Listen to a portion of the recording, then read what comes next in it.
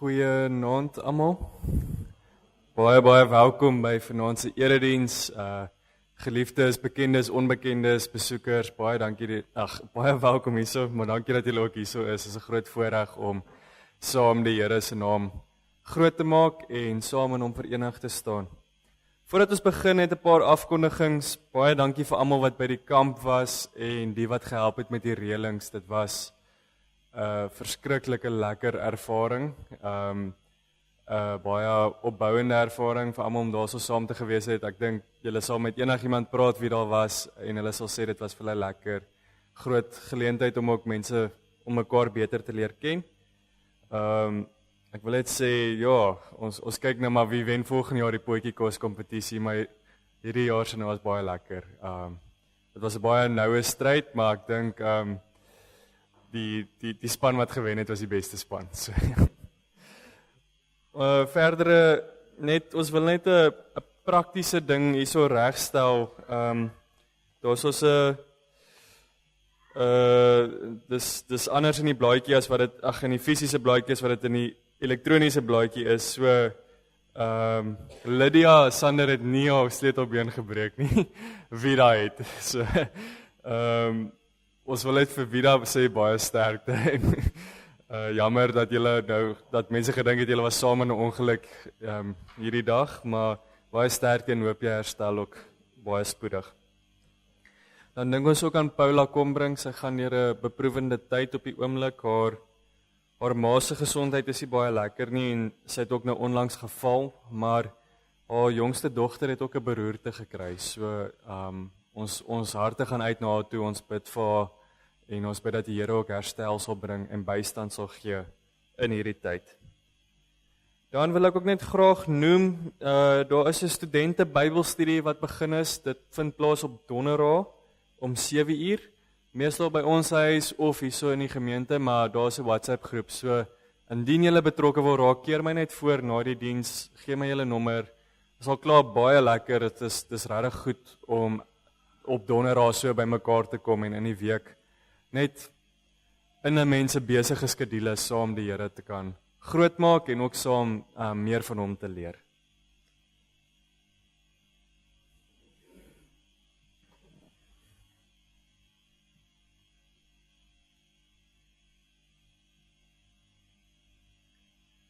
Wat 'n groot voorreg is dit nie om hier saam met medegelowiges in die Here se naam by mekaar te kom nie. En dis nodig om stil te word voor hom. Dis nodig om te weet dat ons hulp alleen van die Here kom, wat die hemel en die aarde gemaak het en wat werklik trou bly tot in alle ewigheid. Geliefdes, mag God, die bron van alle hoop, julle deur julle geloof met alle vreugde en vrede vervul, sodat julle hoop al hoe sterker kan word deur die krag van die Heilige Gees. Amen. Ons loof die Here saam uit Skrifberuiming 5-2 uit. Daarvan gaan ons verse 1, 2 en 4 sing. Vanaand se gedeelte gaan oor 'n takkie. Ek weet nie om dit anders te beskryf nie, maar julle sal sien in die liturgie gaan dit ook baie oor 'n loot wat uitgroei of 'n spruit of die hele idee van 'n takkie wat uit 'n dooie stomp uitgroei. So hierdie skrifberuiming sê wie het gelowige hart en oor geneig om na God se woord te hoor. Die arm van God, aan wie en waar is dit in krag geopenbaar? Wie het na God geluister en dan sê dit die swakke loot het uit 'n dorsland voor hom opgespruit en pragt of heerlikheid vir wie hom aansien, het die spruitjie nie. So, dis 'n gedeelte wat gaan oor Jesus. Dit gaan oor hoe hy in 'n droë plek hoop bring en nuwe lewe bring. So kom ons sing Skrifberuiming 5-2 verse 1, 2 en 4. Is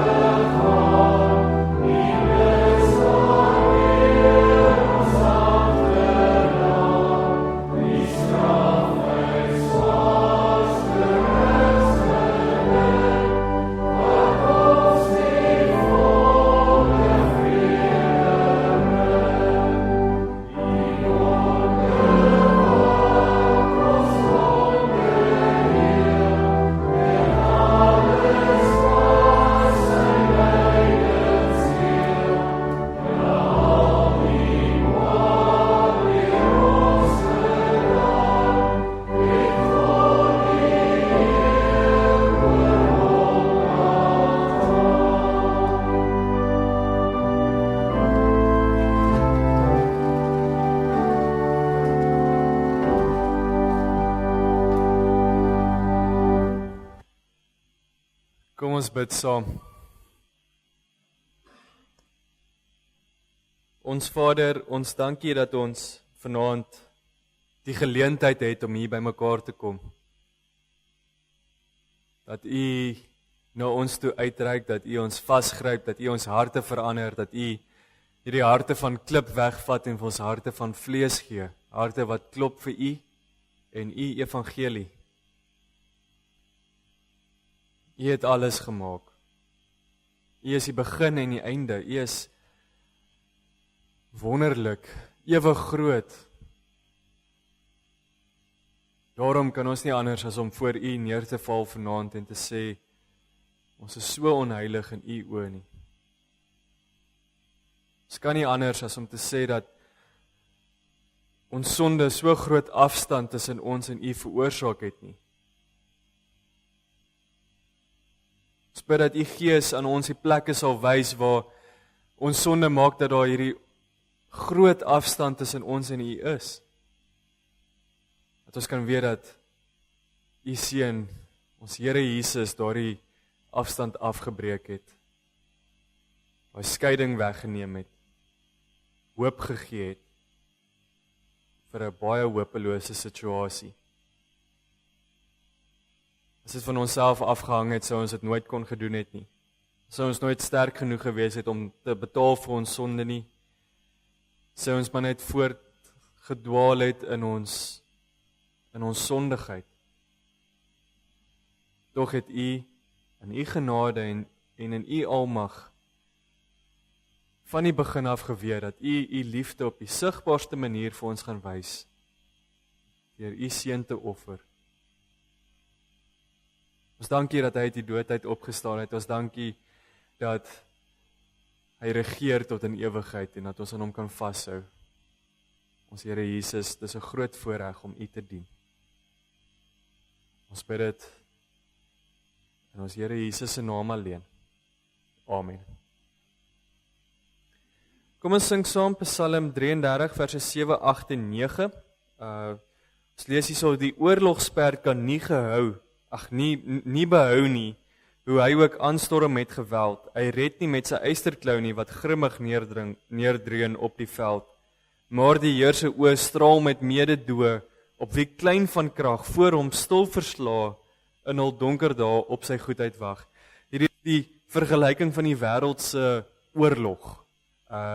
Die oorlogstyg van destyds, die perde en eysterkloue en al hierdie wapentoerusting en mense wat net op mekaar afstorm en dan sê dit, maar die Here is eintlik baie magtiger as hierdie. Sy oë straal met mededoe, met liefde, op wie klein van krag voor hom op sy goedheid wag. Ons sal later julle 'n bietjie beter verstaan oor hoekom hierdie ook mooi inpas by die gedeelte. Kom ons sing Psalm 33 verse 7, 8 en 9.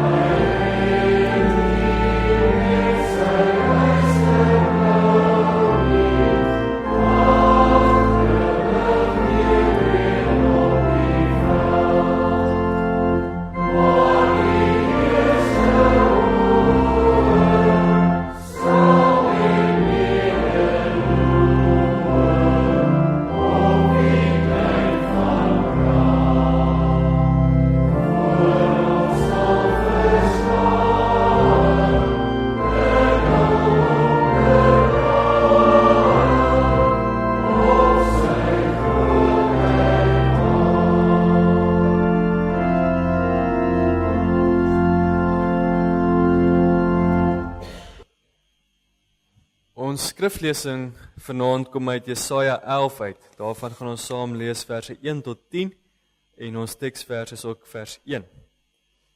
Jesaja 11. 'n takkie sal uitspruit uit die stomp van Isaai. 'n loot uit sy wortels sal vrugte dra. Die gees van die Here sal op hom rus. Die gees wat wysheid en insig gee. Die gees wat raad en sterkte gee. Die gees wat kennis verleen en eerbied vir die Here. Die takkie sal vreugde vind in die diens van die Here. Hy sal nie reg spreek volgens uiterlike skyn nie, en nie oordeel volgens hoorsê nie. Hy sal die armes billik verhoor, en die ootmoediges in die land regverdig oordeel. Hy sal die goddeloses in die land hard oordeel. Met sy uitsprake sal hy hulle om die lewe bring. Hy sal regverdig en betroubaar regeer. Wolwe en skape sal dan saam bly. Luiperd sal tussen bokkies lê. Kalwers, leeu's en voerbeeste sal bymekaar wees. En klein seentjies sal vir almal sorg. Koeie en beere sal saam wei, hulle kleintjies sal bymekaar lê. Leeu sal gras eet soos beeste. Babetjies sal by die gate van adders speel. Klein kindertjies sal hulle hande uitsteek na giftige slange. Op my heilige berg sal niemand kwaad aanrig of iets verniel nie, want die aarde sal so vol wees van die kennis van die Here, soos die see vol water is. In die tyd sal iemand uit die nageslag van Isaai 'n vaandel wees vir die volke. Die nasie sal na hom vra en sy woonplek sal hoë aansien geniet. Ons lees vers 1 net weer saam. 'n takkie sal uitspruit uit die stomp van Isaai. 'n loot uit sy wortels sal vrugte dra.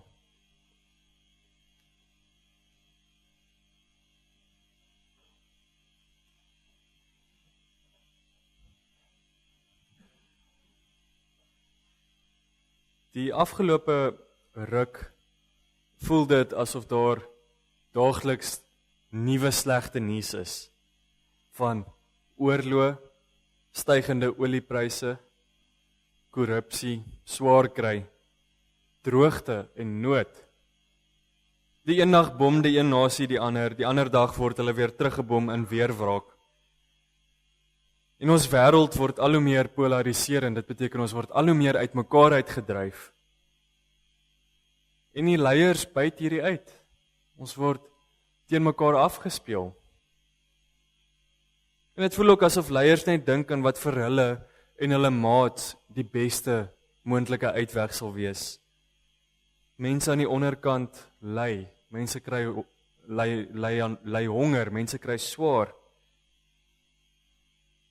Verder kry ons soveel nuusberigte oor die skepping wat sug.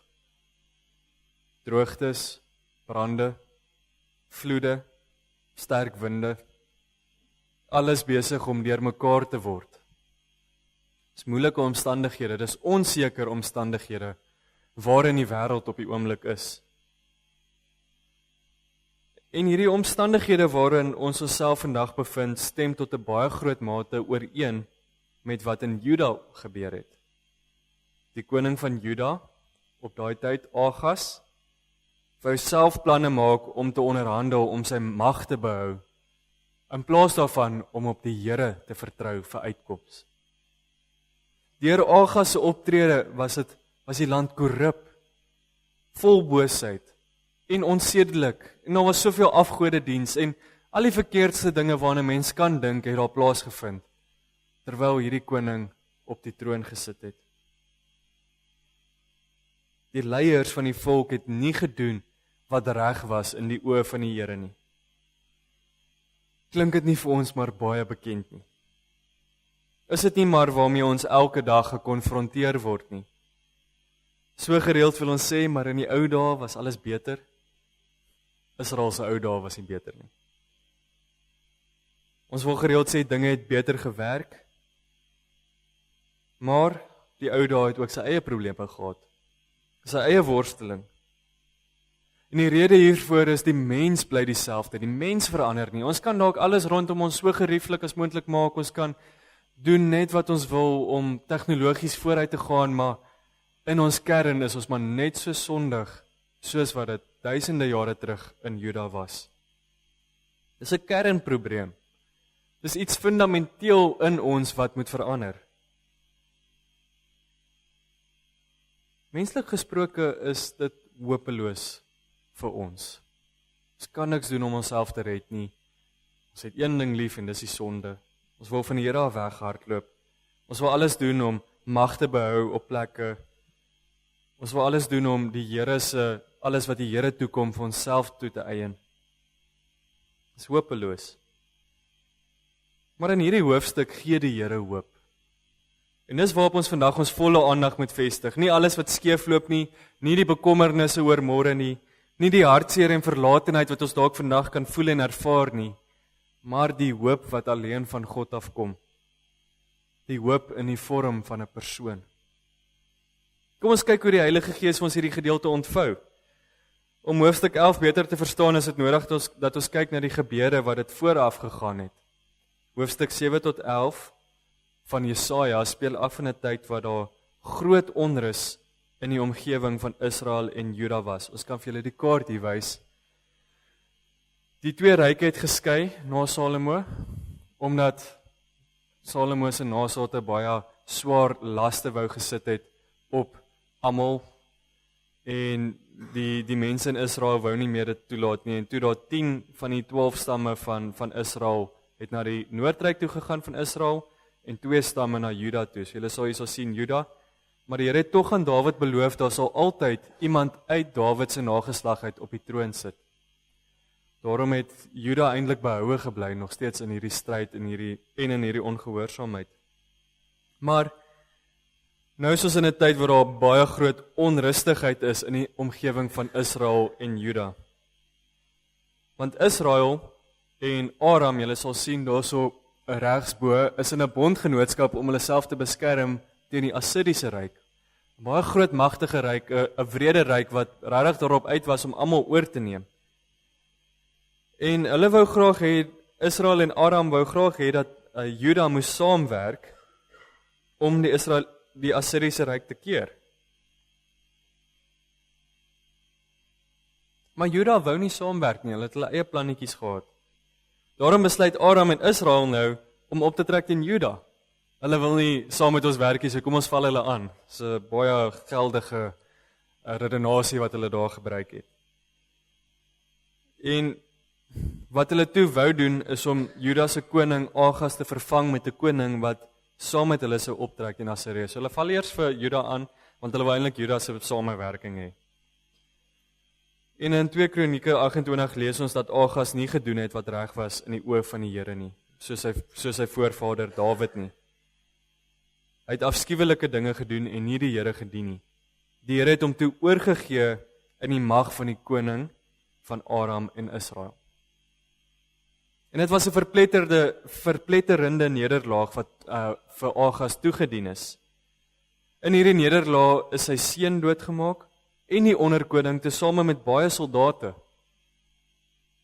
Hy was so bly, daar's iemand wat uit die nageslag van Dawid uit kan nog op die troon wees. Hulle is trots daarop dat die Davidiese lyn oorleef, maar nou is sy seun doodgemaak. Wat lê voor? Dis 'n direkte bedreiging vir die huis van Dawid en die voortsetting van 'n koning uit hierdie nageslag.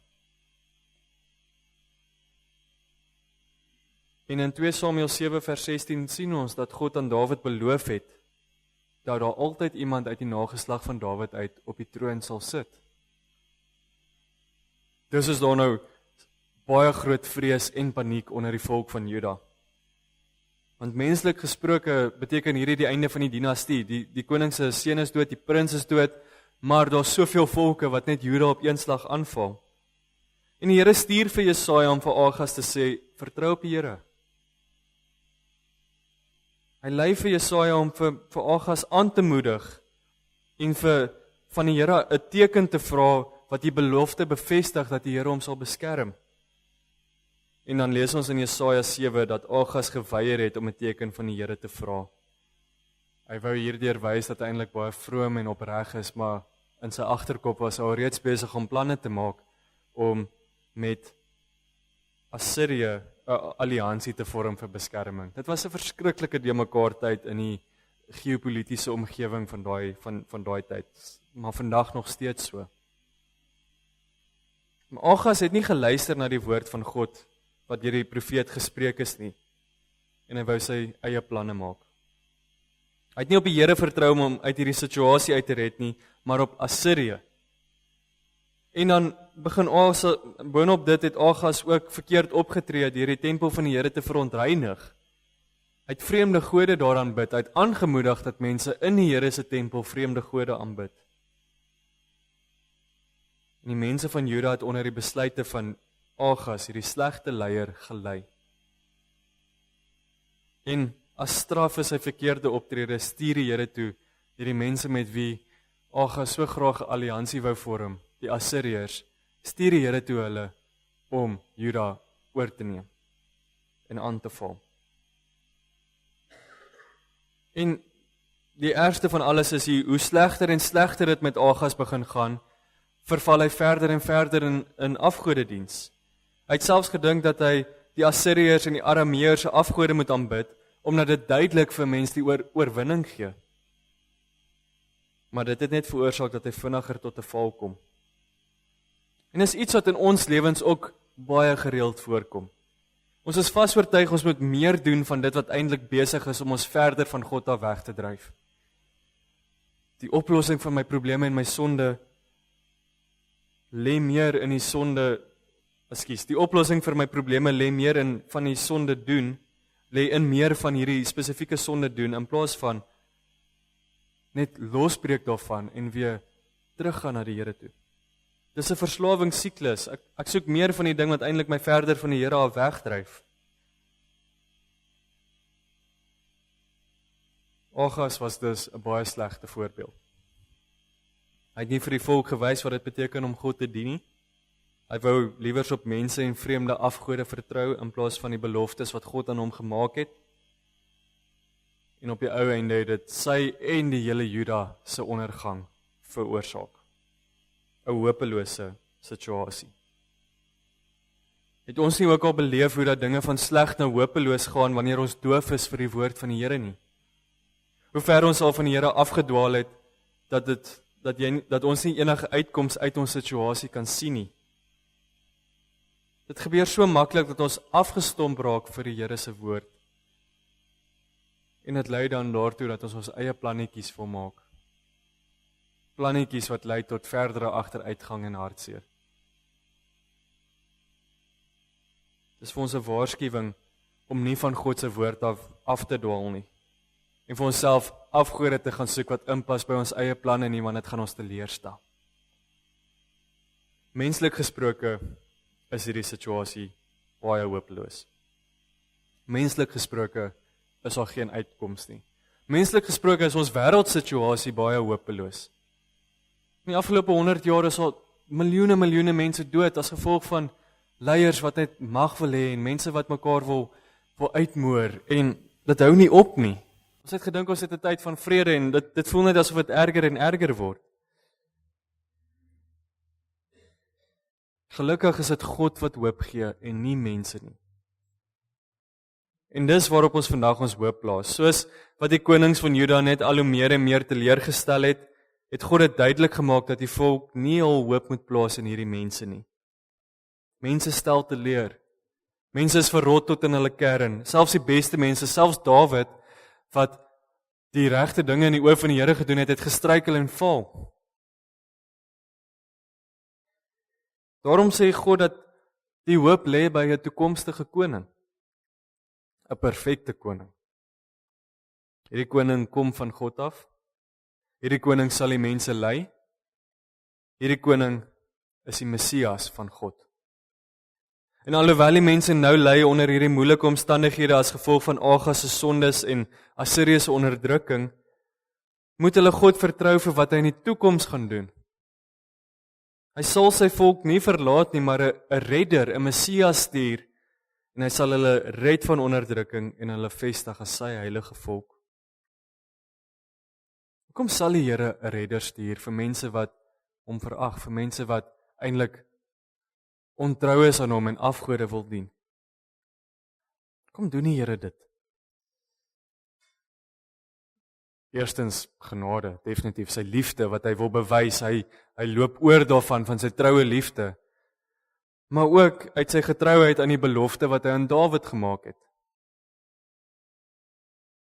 Hy het gesê dat Dawid se koningshuis sal voortbestaan. Dit is baie belangrik om hier te sien hoe getrou God is aan sy beloftes. Gereeld dink ons daar's nie hoop nie, gereeld vra ons wanneer kom ons Here Jesus terug? Ons moet op die Here vertrou dat sy beloftes sal deurgevoer word. Daarom fokus ons in besonder ook op vers 1 van hierdie gedeelte. Dit sê, 'n takkie sal uitspruit uit die stomp van Isaai, 'n loot uit sy wortels sal vrugte dra. Dis hoe 'n dooie stomp lyk. En Jesaja praat van die stomp van Isaai.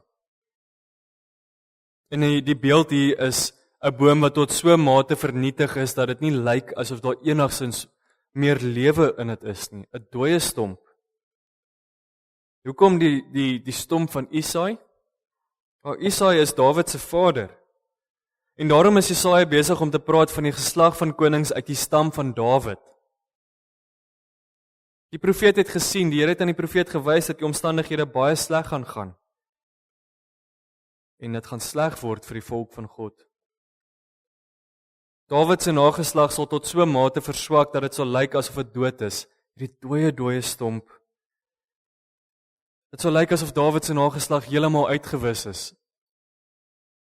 Maar in die nageslag van Isaai en die nageslag van Dawid bly daar hoop. En dan hierdie takkie wat eers baie onopvallend en klein is, sal groei tot 'n magtige boom. Dit sal groot en sterk en gesond wees. Uit hierdie dooie nageslag, hierdie hopelose, menslik gesproke hopelose nageslag, sal daar 'n takkie uit die dooie stomp uitgroei. En dit sal gesond wees en dit sal die beste denkbare vrugte dra. En dit sal tot seën wees van alle mense, want hulle sal eet van hierdie vrugte en hulle sal onder die skaduwee van hierdie boom kom wees en hulle sal dit net geniet. 'n Paradysbeeld. Hierdie takkie is dan die persoon wat die Here sal stuur om sy perfekte koning te wees. Jesaja 11 vers 2 tot 5 gee ons 'n verdere beskrywing van hoe hierdie takkie sal wees en wat hy sal doen. Hierdie takkie sal nie net vanuit 'n koninklike geslag gebore word nie, maar hy sal ook ryklik deur die Gees van die Here bekwaam gemaak word om te heers. Hy sal anders wees as soveel van die wat voor hom was en slegs hulle eie belange nagestreef het. Die Gees sal aan hom die wysheid gee, sodat hy reg kan regeer. Hy sal nie dwaase besluite maak soos Agas wat uit kortsigtigheid opgetree het nie, maar die Gees van God sal aan hom raad en wysheid en krag gee, sodat hy sal weet wat om te doen in alle situasies. Die Gees van God sal aan hierdie persoon die kennis gee om eerbiedig teenoor God te wees.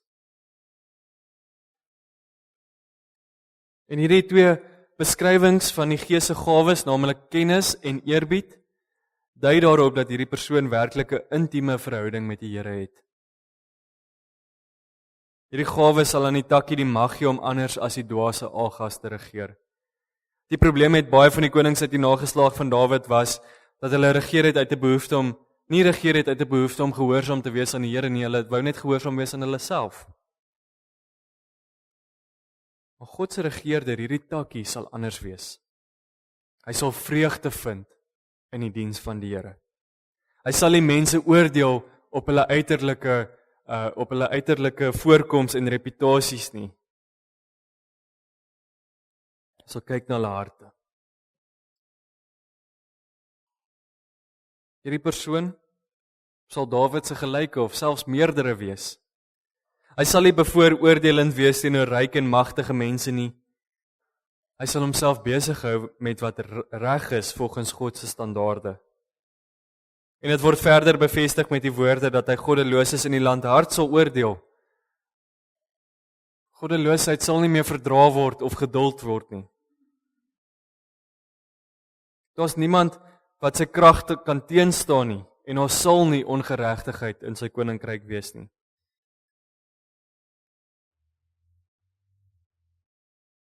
Hierdie takkie, wat deur die Gees daartoe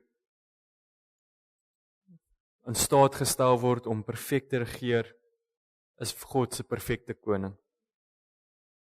En hy gaan 'n koninkryk tot stand bring waar daar werklik vrede en veiligheid is. 'n Koninkryk sonder sekuriteitsmaatskappye, weermagte, diewering of polisie.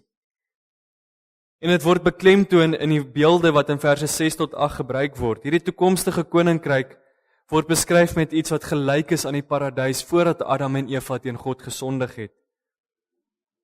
Natuurlike vyande in die diereryk sal saam leef, saam eet, saam speel, net wees daar tot verheerliking van die Here. Vrees en gevaar sal vervang word met vredevolle verhoudings. Die mens sal herstel wees. Daar sal nie meer boosheid, konflik of dood wees nie. Hierdie geesvervulde koning van God sal hierdie verandering teweegbring. Die takkie sal die een wees wat hierdie verandering bring. Geliefdes, ons is so bevoorreg om meer te weet as die mense met wie Jesaja hier gepraat het. Ons sien 'n baie groter prentjie wat die Here aan ons geopenbaar het. As Nuwe Testamentiese gelowiges het ons die voorreg om te weet wie hierdie koning is, wie hierdie takkie is uit die stam van Isaai. En dit is Jesus Christus. En die begronding daarvoor kry ons nie net op een plek nie, maar op baie plekke in die Nuwe Testament. Die eerste woorde in die Nuwe Testament, Matteus 1 vers 1 sê, hier is die geslagregister van Jesus Christus, die seun van Dawid, die seun van Abraham, vat dit nog verder terug, selfs na Abraham toe. Jesus is uit die nageslag van Dawid. Hy kom omdat hy is uit hierdie nageslag omdat die Here getrou is aan sy beloftes. Verder, 'n baie interessante ding, Neser in Hebreëus beteken takkie. En Jesus kom van Nasaret af en daar is nie so iets as toeval nie, die Here het dit so bewerk dat dit verder daarop sal wys. Jesus is die takkie wat daar uitgroei. En dan lees ons in Matteus 3 vers 16, die gedeelte wat ons nou gesê het oor die Gees is by hierdie takkie, dit help hom om te heers, dit help hom om werklik hierdie perfekte koninkryk tot stand te bring. Matteus 3 vers 16 bevestig dit oor Jesus. Toe hy gedoop word en die Gees op hom neerdal soos 'n duif. En die Here sê, daar is my geliefde seun, oor hom verheug ek my. Daar's 'n besonderse, noue, wonderlike band tussen God, die Vader, God die Seun en God die Heilige Gees.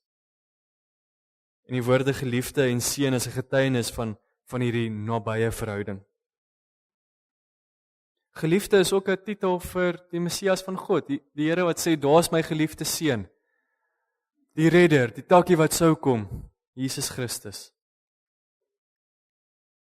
Wat 'n wonderlike troos is dit nie vir ons om te weet dat ons weet wie hierdie Messias van God is nie. Hy wat die Here stuur om in 'n hopelose tyd die takkie te wees, wat groei tot 'n magtige boom.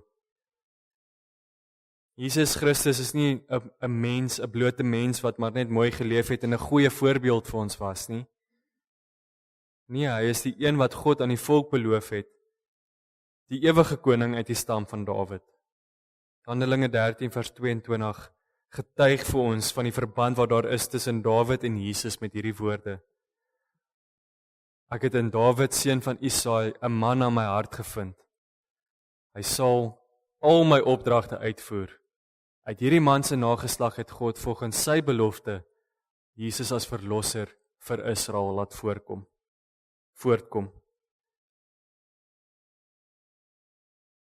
Hoekom praat hierdie gedeelte dan van die takkie wat vrede bring en die Nuwe Testament sê uitdruklik dat dit Jesus is?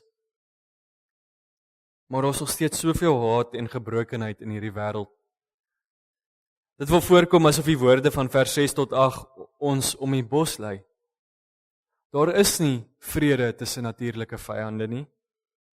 nog minder tussen mense en die Here se vyande. Daar's nog minder tussen mense en daar's nog minder vrede tussen mense en die Here se vyande is nog steeds volop in die wêreld.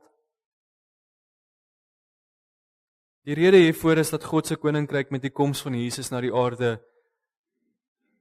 deurgebreek het. Hy het aan die kruis gesterf, ons sondes is betaal, hy het die dood uit opgestaan, hy het dit oorwin, hy is die eerste ene wat dit gedoen het en hy beloof aan ons, dit gaan dieselfde met ons gebeur. En wat gebeur wanneer God iets beloof? Dit gebeur. Maar ons is nou in die tussentyd, die reeds en die nog nie. Ons weet reeds wat die verlossing van die Here is. Maar ons het nog nie die volle omgang daarvan gesien nie. Dit lê voor. Die Heilige Gees laat sy koninkryk tot stand kom. Hy doen dit deur in die harte van gelowiges te werk. Die Heilige Gees sorg dat die koninkryk tot stand kom in gelowiges se harte. En nou reeds het ons 'n voorsmaakie van die volkomme verandering wat gaan kom met Jesus se wederkoms, deur die nuwe lewe wat in sondige mense se harte gewerk word deur die Gees.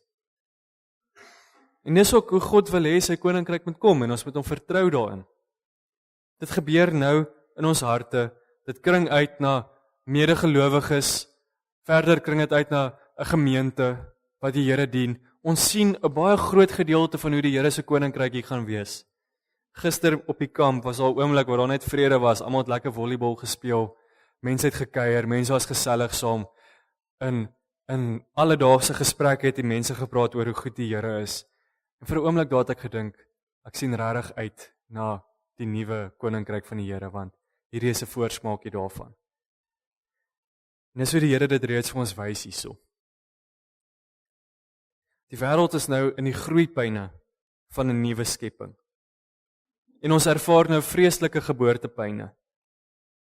Maar ons het die troos dat die Gees nou reeds in ons harte besig is met hierdie verandering. Geen wêreldmag of siekte of korrupte leier of pyn wat ons mag beleef of moordenaar kan ons onderkry nie, omdat ons omstandighede nie die laaste sê het nie. Jesus se omstandighede het nie die laaste sê gehad nie. Hy het uit die dood uit opgestaan. En hierdie gedeelte sê daar's 'n wêreld van vrede wat voorlê. Openbaring eindig daarmee, die nuwe Jerusalem. Waar niemand sal wees wat mee kwaad doen of iets verniel nie. Dit gaan vir 'n rukkie sleg gaan, maar ons moet nooit vergeet dat alles wat skeefloop werklik tydelik is nie.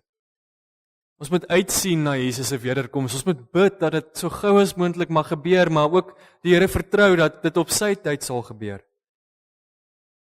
En ons weet die Here is getrou aan sy beloftes, omdat hy reeds sy seun na hierdie wêreld toe gestuur het, sy seun wat hy beloof het. En die tyd kom wanneer Jesus Christus sal terugkom en elke persoon sal sien dat hy die ewige koning is. Wat 'n magtige dag gaan dit nie wees nie. Filippense 2 vers 9 tot 11 getuig hiervan met die woorde: Daarom het God hom ook tot die hoogste eer verhef en hom die naam gegee wat bo elke naam is, sodat in die naam van Jesus elkeen wat in die hemel en op aarde en onder die aarde is, die knie sou buig en die tong sou erken, Jesus Christus is die Here, tot eer van God die Vader. Om hierdie rede moet ons nie moedeloos word nie, maar vertrou op die Here se beloftes. Hou moed. Hou jou oë gefokus op die perfekte koning wat aarde toe gekom het en aan ons God se woord geopenbaar het en vervulling is van al God se beloftes. Hou moed, want die Heilige Gees het ons nuwe veranderde mense gemaak en ons kan vashou aan sy beloftes. Hou moed, omdat ons nou reeds deel het aan die herskepping wat hierdie takkie na die wêreld toe gebring het. Kyk ook vandag na jou eie lewe. Getuig jou lewe van hierdie herskepping. Getuig jou lewe van die veranderende krag van die Heilige Gees. Leef ons hierdie herskepping wat Jesus gebring het nou alreeds uit? Of het haat, woede, selfsug, konflik, aggressie en bitterheid die oorhand in ons lewens? Ons is diensknegte van die perfekte koning en ons moet daarom 'n voorbeeld vir die wêreld wees. Ons moet die voorbeeld stel in hoe ons met mekaar omgaan, hoe ons mekaar help, hoe ons mekaar ondersteun deur moeilike tye. Geliefdes, hierdie wêreld mag dalk nou in die moeilikheid wees. Ons mag dalk die effek van allerlei vreeslike gebeure baie erg aan ons lywe en in ons harte voel. Maar God gee uitkoms in hierdie hopelose situasie. Hy het reeds die uitkoms gegee deur sy seun na hierdie wêreld toe te stuur. Sy seun wat uit hierdie verwoeste stomp, uit hierdie hopelose situasie uitgegroei tot 'n magtige boom en regeer tot in ewigheid. Jesus Christus se koninkryk is reeds 'n realiteit. Maar omdat dit 'n realiteit is, kan ons ook uitsien na soveel meer wat voorlê met sy wederkoms. Ons ken ons verlosser en ons weet dat hy werklik terugkom om oor die wêreld te heers. Amen. Kom ons bid saam.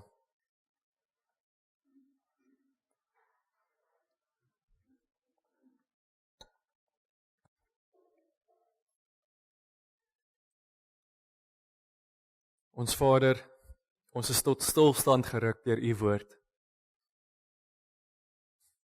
Ons bekommer so oor hierdie wêreld, ons bekommer so oor alles wat gebeur. Oor die nuus gebeure elke dag, die slegte nuus wat ons ontvang. Mense wat doodgaan, mense wat ly in oorlog, mense wat honger het. En ons sien net daarin die sondigheid van mense raak. In ons eie omgewing beleef ons hoe van die kleinste plek af tot die grootste plekke daar voorbeelde is van korrupsie, van hoe ons net onsself wil eer, nie u en die oor wie u ons aanstel nie. Dankie dat u ons tot stilstand roep en ruk en vanaand sê dat ons na u moet kyk. Dat ons eerstens moet weet dat ons nie hoef moedeloos te wees nie, ons kan kyk na ons wonderlike Here Jesus Christus wat aarde toe gekom het, wat 'n koning van diensbaarheid is, 'n koning is wat opoffering vir ons wys, koning wat voorbeeld stel. Mag ons hom ken in alles wat ons doen. Ons dankie dat u so getrou is aan u beloftes. Dat ons weet dat niks, nie oorlog nie pyn nie die dood nie hartseer in ons lewe of siekte ons ooit sal kan skei van u liefde nie.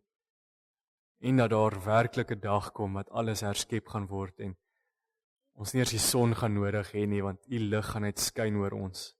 Ons gaan werklike vrede en vreugde beleef. Rig ons harte en gedagtes daarop. Help ons om met 'n ewigheidsperspektief te lewe. Lei ons deur u Heilige Gees.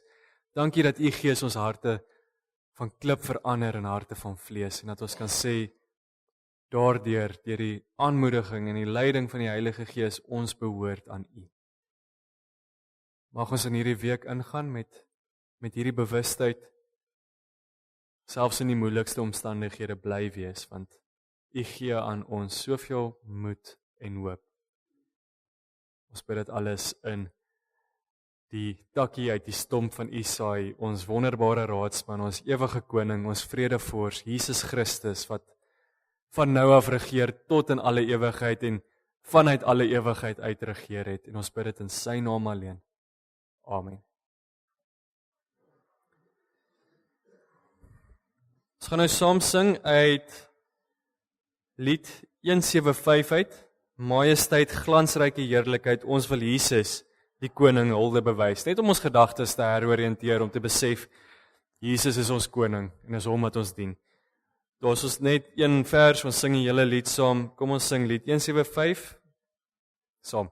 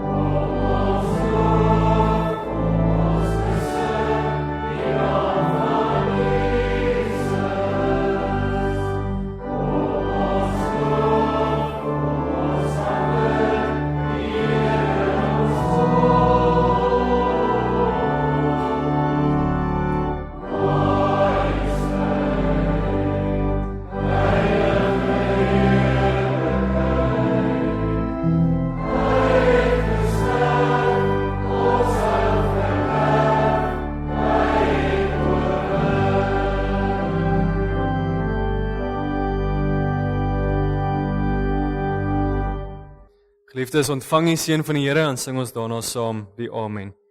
Die Here sal julle seën en julle beskerm. Die Here sal tot julle redding verskyn en julle genadig wees. Die Here sal julle gebede verhoor en aan julle vrede gee.